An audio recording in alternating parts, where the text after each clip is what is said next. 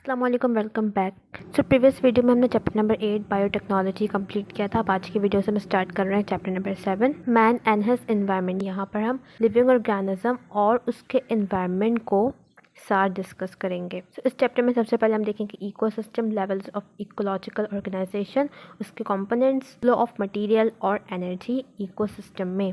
Cycles हैं like carbon cycle, nitrogen cycle, interactions in the ecosystem, competition, predation और symbiosis, population growth, urbanisation, industrialisation, deforestation, pollution और consequences, उसके control, conservation of nature. तो ये तमाम topics हैं जो हम इस चैप्टर में डिस्कस करेंगे। सिंपल सा चैप्टर है। इस चैप्टर के इंट्रोडक्शन में ये बातें लिखी हुई हैं कि no living organism exist in isolation, के कोई भी living organism as a single unit नहीं रह सकता, और जितने भी लिविंग ऑर्गेनिज्म हैं सराउंडेड बाय मटेरियल और एनर्जी जो कि उसका एनवायरनमेंट बना रहे हैं। कोई भी living organism as a separate unit नहीं सर्वाइव कर सकता। उसके लिए उसके साथ डिफरेंट लिविंग ऑर्गेनिजम्स और उसका जो एनवायरनमेंट है उसमें एक इंट्रैक्शन ज़रूरी है, एक रिलेशनशिप ज़रूरी है। तो उसके एनवायरनमेंट में कौन सी चीज़ें आ जाती हैं? लाइट है, टेम्परेचर है, वाटर, सॉइल, एयर। इसके अलावा जो डिफरेंट और लिविंग ऑर्गेनिजम्स के अराउंड प्रेजेंट है, ये तमाम चीज़ें मिलकर उसका एनवायरनमेंट बनाती हैं। So for its survival, plant, animal and microbes, यहाँ पर हम तमाम ऑर्गेनिज्म की बात कर रहे हैं, प्लांट भी, एनिमल्स भी और जितने भी माइक्रो ऑर्गेनिजम्स हैं वो रिक्वायर फ्रॉम इट्स एनवायरनमेंट। तो ये तमाम लिविंग ऑर्गेनिज्म अपने एनवायरनमेंट से क्या चाहते हैं? A supply of energy, supply of material और रिमूवल ऑफ वेस्ट प्रोडक्ट। तो इन तमाम बेसिक रिक्वायरमेंट के लिए जो लिविंग ऑर्गेनिज्म है वो डिपेंडेंट हैं अपने इन्वायरमेंट पर। उसके इन्वायरमेंट में कुछ नॉन लिविंग चीज़ें भी हैं और कुछ लिविंग थिंग्स भी प्रेजेंट हैं। जैसे अगर हम ह्यूमन के एग्जांपल लें तो वो डिपेंड करता है प्लांट्स पर या डिफरेंट और ऑर्गेनिजम्स हैं उन पर, और साथ ही वो डिपेंड करता है जो इसके नॉन लिविंग कंपोनेंट है इन्वायरमेंट का, जैसे कि टेम्परेचर है, लाइट है, एयर है, सॉइल। तो लिविंग ऑर्गेनिज्म अपने इन्वायरमेंट के नॉन लिविंग कंपोनेंट पर भी डिपेंडेंट है और जो इसके लिविंग कंपोनेंट है उस पर भी। जो नॉन लिविंग कंपोनेंट है इसे हम एबायोटिक भी कहते हैं और लिविंग बायोटिक कंपोनेंट।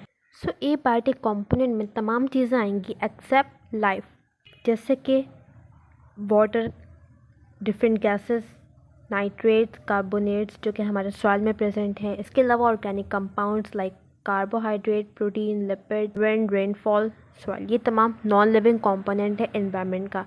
इसे हम क्या कहते हैं? Abiotic component. बायोटिक कंपोनेंट में क्या आएगा? लिविंग थिंग्स, जैसे कि बैक्टीरिया, ये भी तो हमारे एनवायरनमेंट का पार्ट है ना। जो डिकम्पोजर्स हैं बेसिकली वो क्या होते हैं? बैक्टीरिया और फंजा जो कि किसी भी लिविंग ऑर्गेनिज्म की बॉडी को डिकम्पोज करते हैं और उसमें जो भी मटेरियल प्रेजेंट है वो दोबारा से फिर एनवायरनमेंट का पार्ट बन जाता है। तो ये भी एक मेजर रोल प्ले करता है हमारे एनवायरनमेंट में, बैक्टीरिया और फंजाई। इसके अलावा प्लांट या जो डिफरेंट लिविंग ऑर्गेनिजम्स हैं, तो ये चीज़ें क्या बनाती हैं? एनवायरनमेंट का बायोटिक कॉम्पोनेंट। अब बायो की वो ब्रांच जिसमें हम इन तमाम चीज़ों को स्टडी करते हैं, लिविंग ऑर्गेनिज्म को और उसका जो नॉन लिविंग इन्वायरमेंट है उसको, और उनके बिटवीन जो रिलेशनशिप है वो ब्रांच क्या कहलाती है? एनवायरमेंटल बायोलॉजी या फिर ecology. So it examine the way where organism, species और कम्युनिटीज़ इन्फ्लुएंस एंड इम्पैक्ट, कि उनका एक दूसरे पर क्या असर है और वो किस तरह से एक दूसरे के साथ रिलेशनशिप बनाकर एक इन्वायरमेंट डेवलप कर रही हैं। सो लिविंग ऑर्गेनिज्म के लिए एक स्पेसिफिक इन्वायरमेंट ज़रूरी है उनकी लाइफ के लिए। उसी इन्वायरमेंटल रेंज पर ही उनकी लाइफ पॉसिबल है। दूसरे प्लैनेट्स पर क्यों लाइफ पॉसिबल नहीं है? क्योंकि वहाँ पर जो इन्वायरमेंटल नीड्स हैं लिविंग ऑर्गेनिज्म की वो प्रेजेंट नहीं है। जैसे कि वहाँ पे लाइट नहीं है, टेम्परेचर नहीं है, वाटर नहीं है, सॉइल नहीं है, इसके अलावा एयर नहीं है। सो बेसिकली जो एक नीड है लिविंग ऑर्गेनिज्म की, एक इन्वायरमेंटल कंडीशन जो उसकी लाइफ के लिए ज़रूरी है, ये जिस कंडीशन पर लिविंग ऑर्गेनिज्म की लाइफ पॉसिबल है दूसरे प्लैनेट्स पर वो प्रेजेंट नहीं है। दैट्स वाई वहाँ पर लाइफ पॉसिबल नहीं है। Now levels of ecological organization, मैंने सेल चैप्टर में पढ़ा था लेवल ऑफ सेलुलर ऑर्गेनाइजेशन। इस तरह वहाँ पर हमने देखा था कि सेल से मिलकर टिश्यू बनते हैं, then organs, then organ system, then organism. तो ये एक पूरा ऑर्गेनाइजेशन का लेवल था कि किस तरह स्मॉल यूनिट से मिलके एक लार्जर यूनिट बनता है। तो यहाँ पर हम इकोलॉजिकल ऑर्गेनाइजेशन देखते हैं, उसके डिफरेंट लेवल्स देखेंगे कि इसका बेसिक यूनिट क्या है और फिर किस तरह उस बेसिक यूनिट से मिलके हमारे पास एक पूरा एनवायरनमेंट या एक इकोसिस्टम बनता है। So life is supported on earth with in a thin envelope of air, water and soil. यहाँ पे बताया हुआ है कि जो अर्थ है उसके अराउंड एक एनवेलप प्रेजेंट है एयर का, वाटर और सॉइल का। इसके बियॉन्ड लाइफ की एक्सिस्टेंस नहीं है क्योंकि वहाँ पर वो इन्वायरमेंट नहीं है। So no life exist behind the earth atmosphere, के जो अर्थ का एटमॉस्फेयर है उसके बियॉन्ड कोई लाइफ पॉसिबल नहीं है, या फिर अर्थ क्रस्ट के डीप भी कोई लाइफ पॉसिबल नहीं है। तो life sustaining envelope of air is called biosphere, कि वो एनवेलप अर्थ के अराउंड जहाँ पर लाइफ पॉसिबल है वो क्या है, biosphere. So in ecology the level of organisation range from organism to biosphere.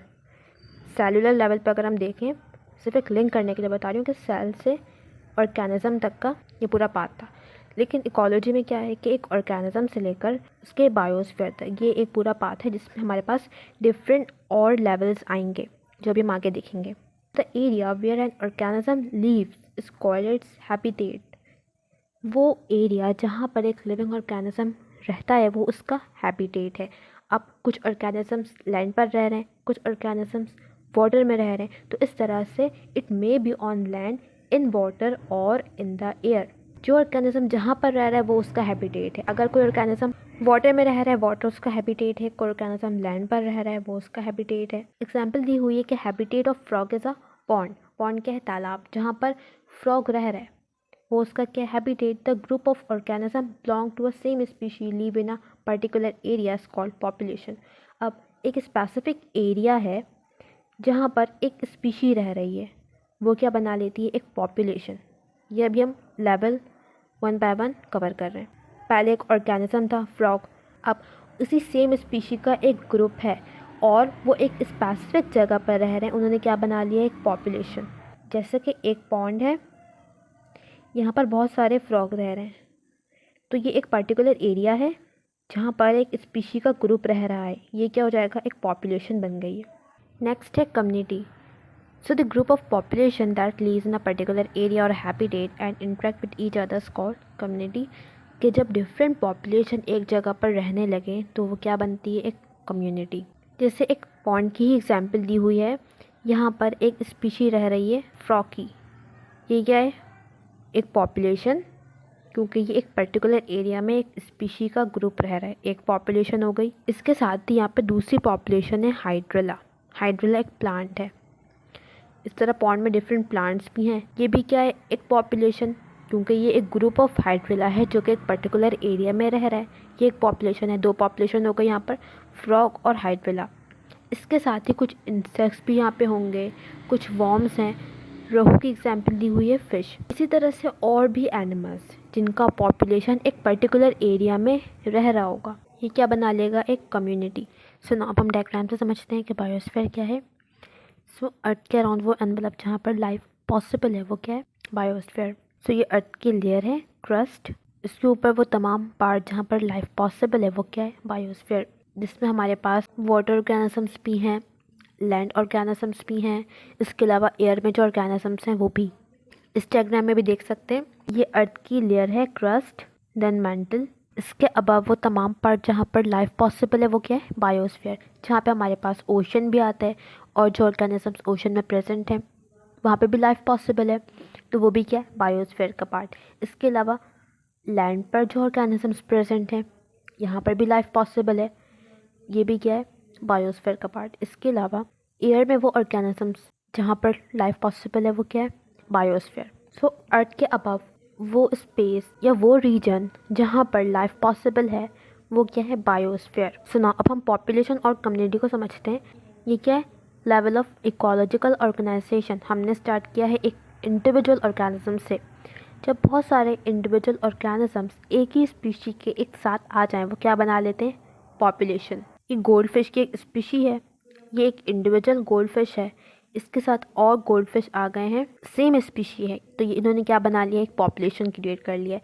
अच्छा, अब कम्युनिटी क्या है कि जब एक पॉपुलेशन के साथ डिफरेंट पॉपुलेशन आ जाए। गोल्ड फिश की तो एक पॉपुलेशन है ऑलरेडी, इसके साथ ही एक और फिश की पॉपुलेशन आ गई है। इसी तरह से ये एक फ़िश है, इसकी पॉपुलेशन है, इसके साथ ही स्टार फिश है, इसकी पॉपुलेशन है। इसके साथ ही यहाँ पर हाइड्रेला या कोई भी प्लांट जो वाटर में प्रेजेंट है उसकी भी एक पॉपुलेशन है। तो जब डिफरेंट पॉपुलेशन एक साथ जमा हो जाए तो कम्युनिटी क्रिएट होती है। अभी तक कम्युनिटी बन चुकी है, डिफरेंट पॉपुलेशन साथ आ चुके हैं। अब क्या होगा? इकोसिस्टम। हमने स्टार्ट किया इंडिविजुअल से, then population, then community, then ecosystem. ये तमाम ऑर्गेनाइजेशन के लेवल्स हैं जिसको हम वन बाय वन कवर कर रहे हैं। अब member of community interact with each other और साथ ही with their non living environment. अब क्या होगा कि जो कम्युनिटी के मेंबर्स हैं वो आपस में और अपने एनवायरनमेंट के साथ कोलैबोरेट करेंगे, कनेक्ट करेंगे। इसी इंटरेक्शन के रिजल्ट में कुछ एनर्जी भी है जो ट्रांसफ़र होगी एक लेवल से दूसरे लेवल पर। तो वो एरिया जहाँ पे तमाम इंटरेक्शंस हो रहे हैं, जहाँ पे तमाम कोलैबोरेशन हो रही है, इसे हम क्या कह रहे हैं? इकोसिस्टम।